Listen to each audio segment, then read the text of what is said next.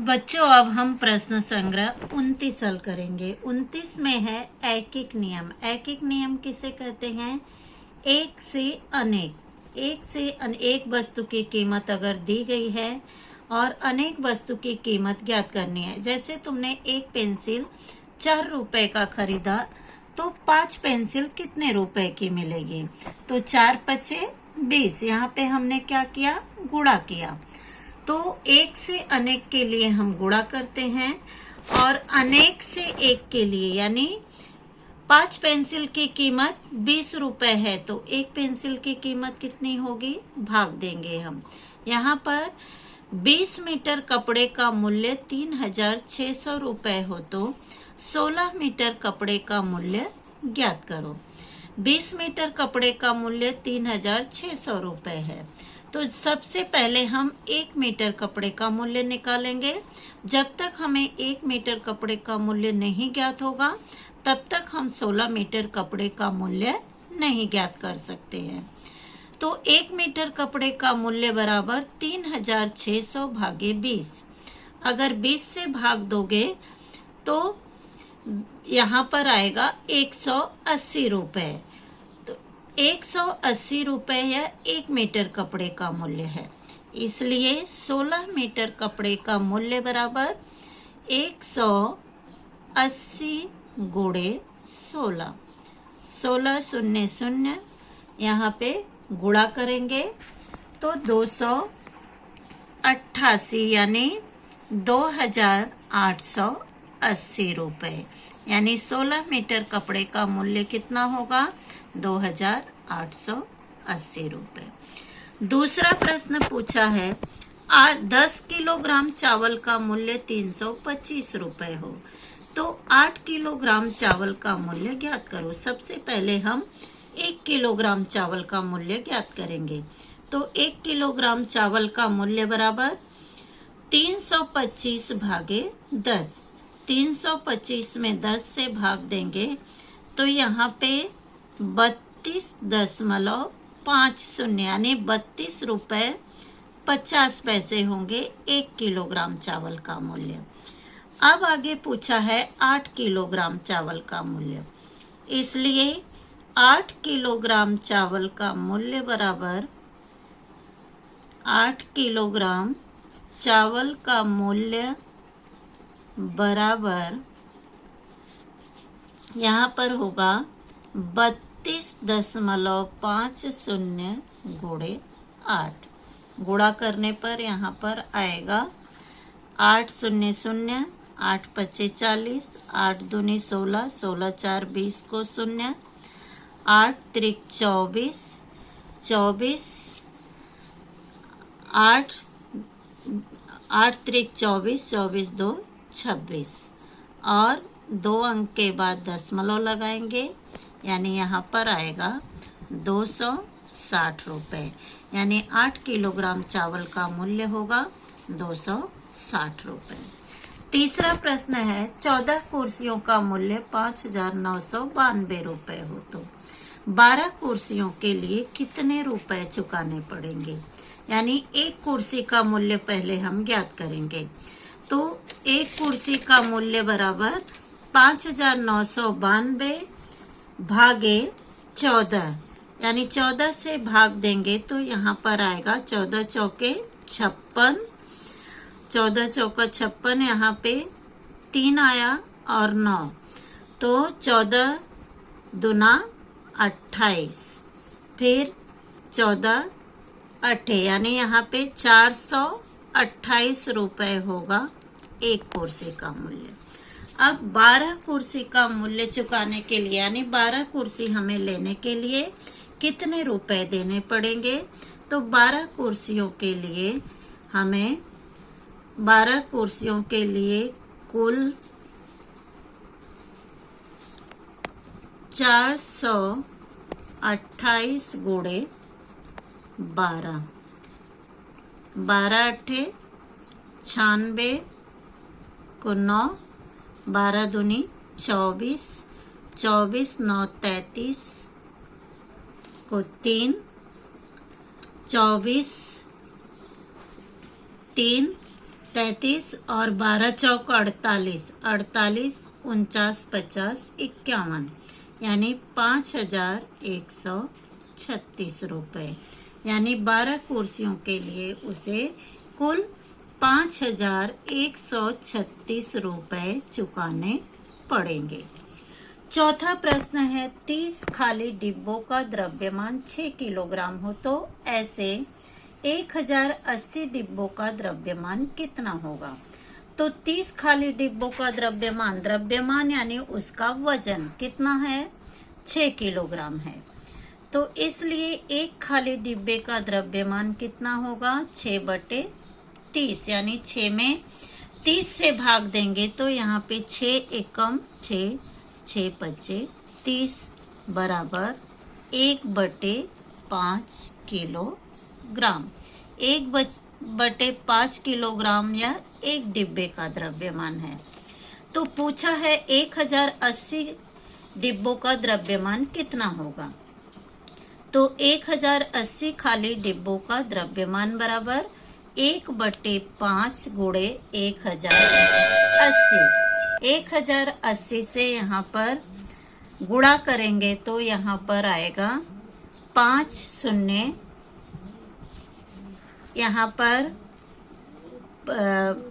इससे 1/5 यानी 1080 में 5 से भाग देंगे तो यहाँ पर आएगा 216 किलोग्राम।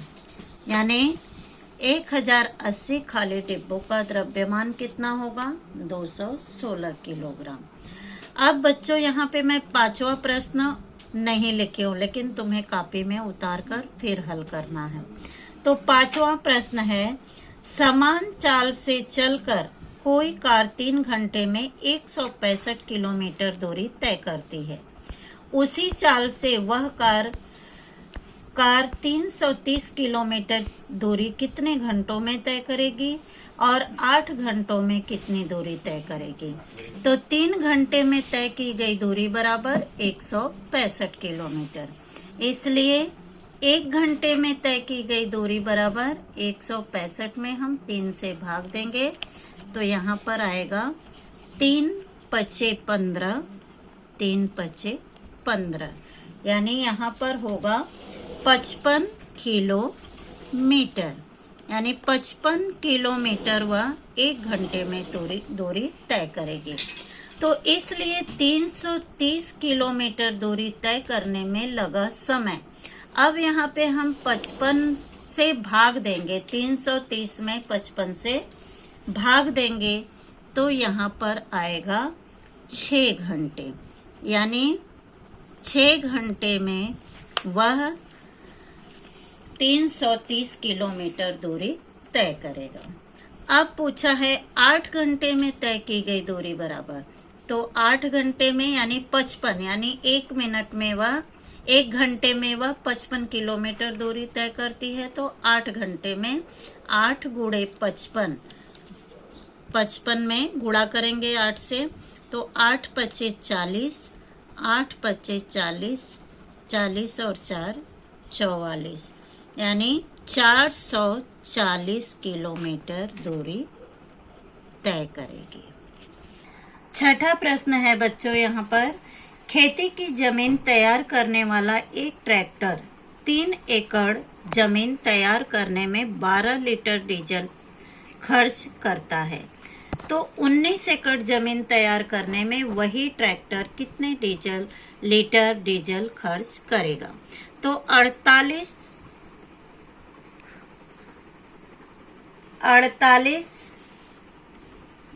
यहाँ पर 1 मिनट, 5वां 6ठा,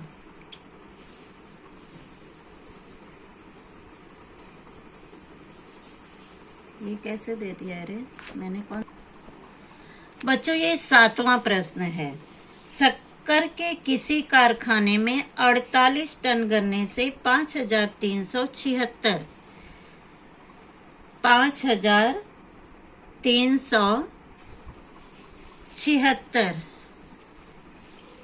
5376 किलोग्राम शक्कर मिलती है। सविता दीदी के खेत में तैयार गन्ना 50 टन है। ये तो इन गन्नों से उन्हें कितनी शक्कर मिलेगी? यानी 48 टन गन्ने से मिली शक्कर कितनी है? 5376 किलोग्राम। तो 1 टन गन्ने से मिली शक्कर 5376 भागे 48 भाग देने पर यहाँ पर आएगा 112 किलोग्राम। यानी 1 टन गन्ने से 112 किलोग्राम शक्कर मिलती है। तो सविता दीदी के पास कितने टन गन्ने हैं? 50 टन गन्ने हैं। तो इसलिए 50 टन गन्ने से मिली शक्कर बराबर, तो यहाँ पर होगा 50 गुणे 112। 50 में 112 से गुणा करेंगे तो 50 का शून्य यहाँ पर ले लिया, 5 दूनी 10 को 0, 5 एकम 5 और 1 हासिल 6, 5 एकम 5, यानी 5600 किलोग्राम शक्कर मिलेगा। यानी 50 टन गन्ने से मिली शक्कर 5600 किलोग्राम। अब 8वां प्रश्न यहाँ पर है, आमों के किसी बाग में 8 कतारों में कुल 128 वृक्ष हैं। यदि प्रत्येक कतार में वृक्षों की संख्या समान हो तो ऐसी 13 कतारों में कुल कितने वृक्ष होंगे? तो 8 कतारों में वृक्षों की संख्या कितनी दी गई है? 128। तो इसलिए एक कतार में वृक्षों की संख्या 128 भागे 8। 128 में 8 से भाग देंगे तो 8 एकम 8, 8 छक 48, यानी एक कतार में कितने वृक्ष होंगे? 16 वृक्ष होंगे। यहाँ पर एक कतार में 16 वृक्ष, इसलिए 13 कतारों में वृक्षों की संख्या बराबर 13 गुणे 16। 13 में 16 से गुणा करेंगे तो 208 वृक्ष होंगे। यानी 13 कतारों में वृक्षों की संख्या कितनी होगी? 208। 9वां प्रश्न है अब यहाँ पे, 1,20,000 लीटर पानी का संग्रह करने वाले एक ताल के निर्माण में, यानी एक ताल के निर्माण में 18,000 रुपए खर्च करने पड़ते हैं और 4,80,000 लीटर पानी का संग्रह करने के लिए ऐसे कितने ताल निर्मित करवाने पड़ेंगे और कुल कितने रुपए खर्च करने पड़ेंगे? तो 1,20,000 लीटर पानी से बनने वाला ताल कितना है? 1 ताल है। और 4,80,000 लीटर पानी संग्रह के लिए ताल, यहाँ पे 4,80,000 भागे 1,20,000 से भाग देंगे तो यहाँ पर आएगा 4 ताल। यानी एक ताल के 4 ताल। तो एक ताल के निर्माण में लगने वाला खर्च कितना दिया गया है? 18,000 रुपए। तो इसलिए 4 ताल के निर्माण में कुल खर्च बराबर 4 गुणे 18,000। तो 4 से गुणा करेंगे, यहाँ पे 18,000 के तीनों शून्य ले लिए, 4 अट्ठे 32 को 2 और 4 एकम 4, 4 दिन 7, यानी 72,000 रुपए लगेंगे। अब यहाँ पे छठा प्रश्न बच्चों छूट गया था, तो छठा प्रश्न है, प्रश्न यहाँ पर है, खेती की जमीन तैयार करने वाला एक ट्रैक्टर 3 एकड़ जमीन तैयार करने में 12 लीटर डीजल खर्च करता है। तो 19 एकड़ जमीन तैयार करने में वही ट्रैक्टर कितने लीटर डीजल खर्च करेगा? तो 3 एकड़ खेत तैयार करने में 3 कुल डीजल बराबर कितना है? 12 लीटर। 12 लीटर लगता है। तो सबसे पहले 1 एकड़, इसलिए 1 एकड़ खेत तैयार करने में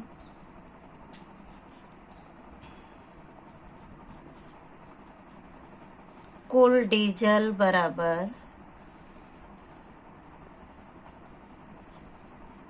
यहाँ पर होगा 12/3।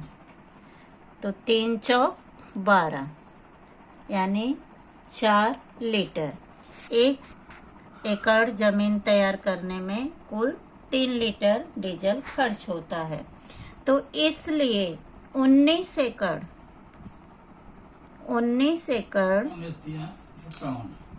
खेत तैयार करने में